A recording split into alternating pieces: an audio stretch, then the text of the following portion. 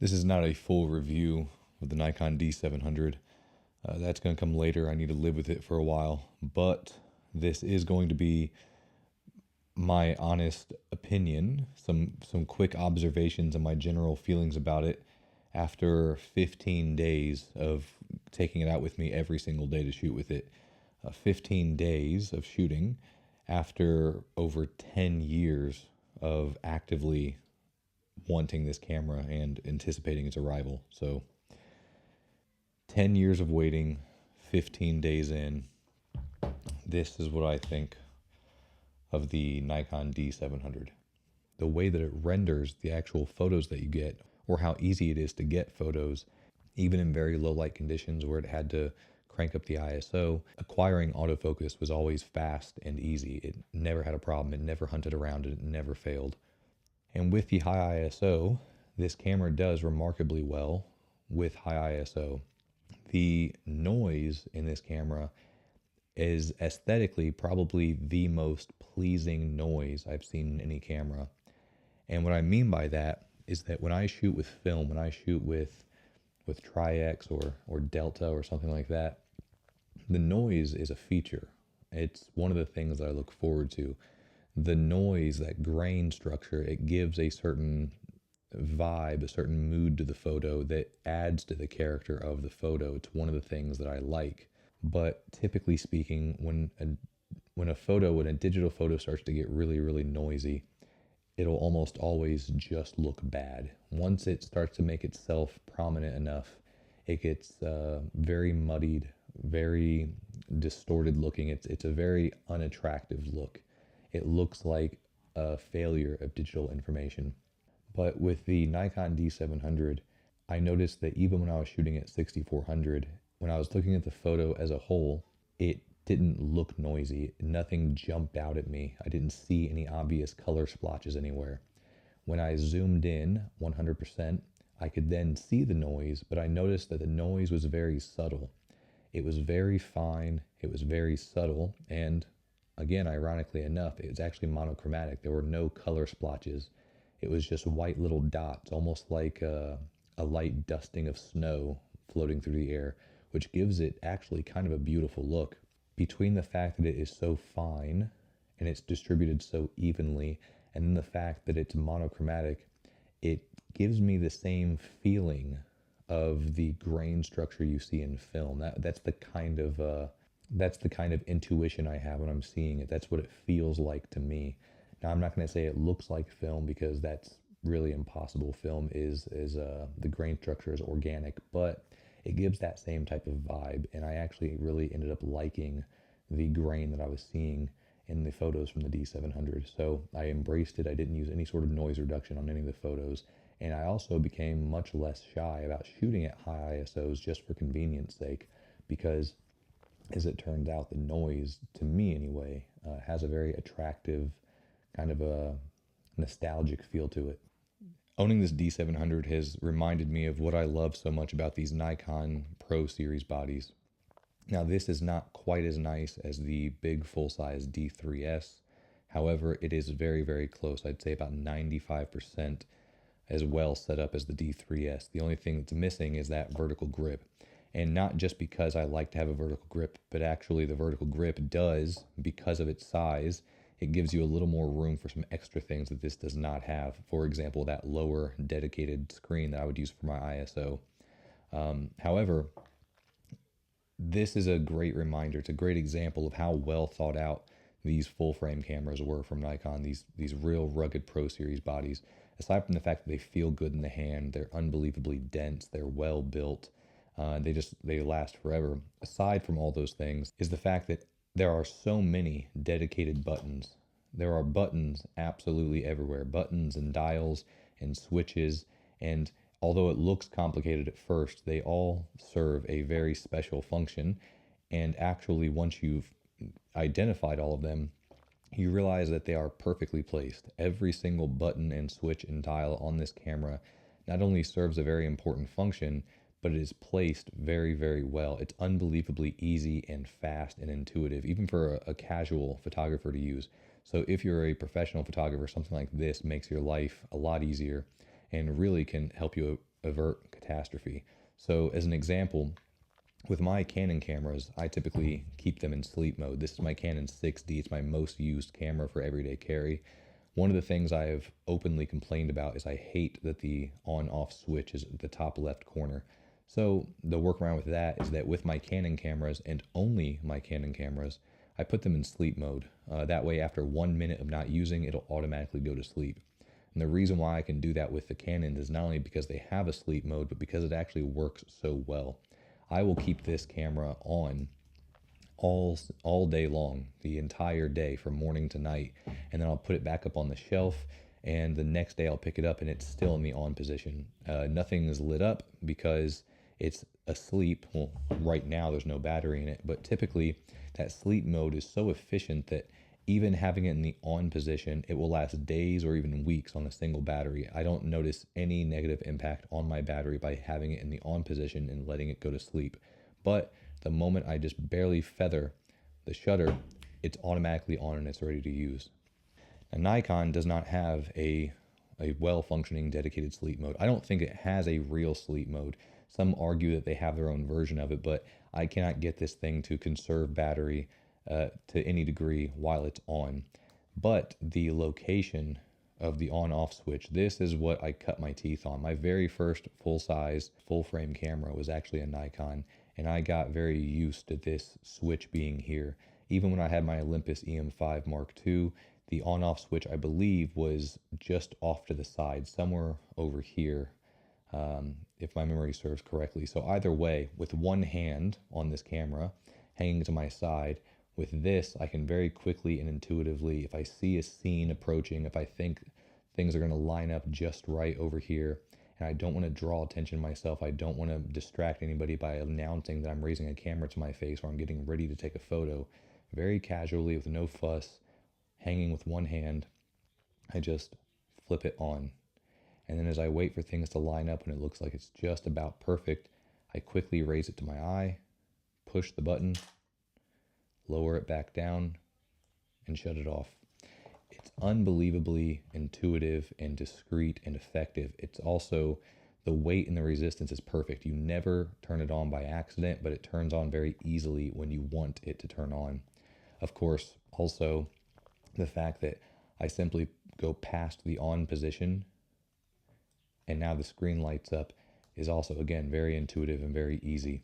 When I'm holding it like this, my thumb naturally sits here, and it's naturally, without thinking about it, sitting directly over the back button autofocus button, this rear autofocus button. So if I want to do back button focus, it's right there. I don't have to move it around. Now this is, again, in stark contrast to my Canon 6D, which has 3 separate buttons all side by side.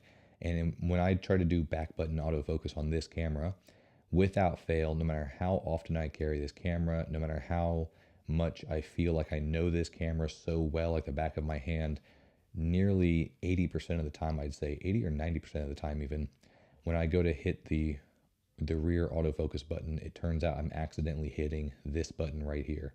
And again, with my eye to the viewfinder, they all feel the same. They're all in the same corner right here. They all feel identical, and almost every single time, not only do I hit the wrong button, but it seems like I can't find where the right button is at, and I have to lower the camera, look, see it, put my thumb on it, and then raise the camera. Whereas with the Nikon, the thumb naturally sits on top of that button. To the right, there's a dial, cannot possibly mistake that. This button itself has this raised neck, so it's easy to feel without accidentally pressing. When I do want to press it, you go around that neck and push directly down, nails it easily. And if for some reason my thumb drifts to the left, I never think that this is the AF button because it feels completely different. It has this little dial sitting around it, so it has a different feel. So even with my eye to the viewfinder, I instantly, almost always, am already on the autofocus button. And if I'm in the wrong position or if I'm on the wrong button, I immediately know where I'm at and how to switch. I don't have to lower the camera away from my eye. So again, unbelievably well thought out. And speaking of this dial here, again, hanging with one hand on the camera, not having to use my left hand at all. If I want to switch to spot metering for any reason, then it's again a switch, a flip of the thumb, and I'm in spot metering. If I want to do overall matrix evaluative metering for the whole scene, switch it to the middle. If I want to do center weighted average metering, switch it again. If I want to go back to spot metering, then I flip it back over to spot metering. So the fact that I can reach every metering mode with literally a little flick of my thumb is unbelievably convenient. And again, in real world actual use, this makes life so much easier, especially because again, I don't even have to change it, but I just need to look down and see what my settings are at. As soon as I see this, I know what my settings are at. I don't have to go menu diving. I don't have to light up a screen. I don't even have to turn it on. I can just see that's where my metering is set to. It's the same with autofocus. I have this dedicated autofocus switch. Do I want to do all the autofocus points? Do I want to do the autofocus points that are just in the middle? Or do I want to do that center autofocus point, which is, for me, it almost always stays here in this center position. But again, to be able to look down, even with the camera off, and see where my autofocus is set to, and then quickly change it on the fly without menu diving is a complete lifesaver. I've always loved this little cluster here, this button and dial. I've talked about this before, but I don't know why, but aesthetically, this is very pleasing. Practically, it's very good. Again, I can decide if I want to switch the quality to RAW, JPEG, whatever else. I hit the dedicated button and just move it around. RAW plus, I don't know, RAW L, whatever that is. I got, basic, I guess. I have TIFF, fine JPEG. Makes life very, very easy. And it also, again, it tells me how many shots I can take in each mode. So RAW, the white balance, I can set it to auto, or I can switch it over to a different one. This one's 5560K, which is not far off from what I typically like anyway, or back over to auto. Then with the ISO button, again, you can set your ISO immediately to a specific dedicated ISO, or you can keep it in auto ISO. This dial here controls your single shot, or continuous low, continuous high, live view, timer, mirror up, all that stuff.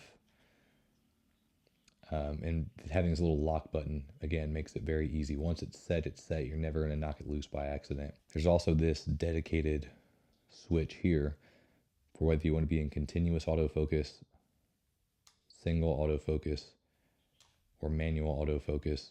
And this is another area where the D3S is slightly better implemented. And what I mean is, the first day that I got my 24-70 for this camera, probably the end of that first day, I only had the lens for a few hours. I went to raise the camera to my eye and it would not focus, and I couldn't figure out why. So after panicking for the briefest of moments, I thought, oh, okay, the switch on the lens must be turned off. And I checked the lens and it was set to autofocus. So immediately I panicked. This new lens I just bought, does the autofocus not work, or is there something wrong with the camera? It's pretty new. Turns out that this switch was in the wrong position. The reason why is because on my D3S, it has that extended vertical grip, which means nothing can sneak around the corner and bump this by accident. But with this camera, with no natural vertical grip, and stylistically this rounded corner right here, if something like my pant leg or anything else naturally slides up the side of this camera, it leads it almost like a perfect arrow. It leads it directly to that switch, which is sticking out, and it hits it and knocks it into manual mode. So I love having this switch, and it's very easy to use and very intuitive, but having no integrated vertical grip and also having this corner that rounds off like that means that, yes, it's easier to reach with your hand and switch it when you want to, but it also means that it can get bumped by accident. So, and of course, this nice big round window for the viewfinder. It's probably one of my favorite things aesthetically about these Pro Series bodies, this nice big round viewfinder window.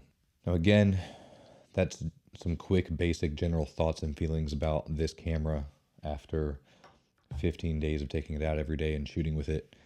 In a later dedicated video, I will compare it directly to the Canon 6D, which is one of my favorite cameras, and the Canon 5D Classic, which is another favorite.